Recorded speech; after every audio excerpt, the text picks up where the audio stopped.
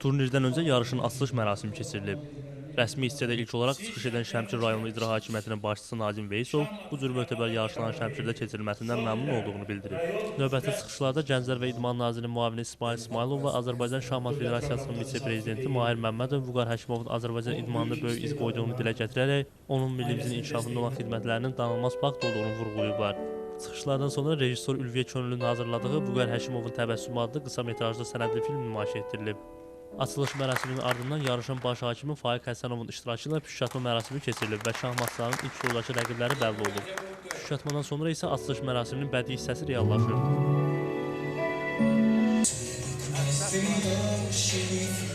Bu tədbirin təbii ki, keçirilməsinin əsas səbəbi bizim görkəmli şahmatçımızın vaxtından əvvəl bizi tərk etməsidir. Və təbii ki, bu ideya da belə yarandı ki, biz Vüqar Həkimovun xatirəsini əbədi olaraq yad etmək istədik. Və təbii ki, bu ideya da məhz belə yarandı. Biz sinerji qrup olaraq öz korporativ sosial məsuliyyət fəaliyyətimiz çərçivəsində təhsilin, idmanın inkişafına çox böyük önəm veririk. Və təbii ki, bu fəaliyyətimiz çərçivəsində də Vüqar Həkimovun xatirəsini yad etmək özümüz üçün borc bilirik. İlk olaraq təşkilatçılara təşəkkür etmək istərdim. Hər şey yüksək səviyyədədir. Bu yarış dünyanın ən mötəbər turnirlərindən biridir. Sinerji qrupa çox sağ ol deyirəm. Bu turnir şahmat aləmi üçün vacibdir.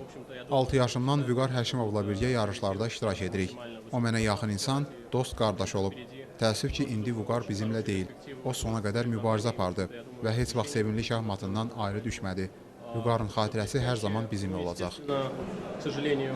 Dünyanın hər yerində Vüqarın xatirəsinə həsr olmuş yarışlar keçir. Hətta Braziliyada onun haqqında komanda da buraxıblar bu adından.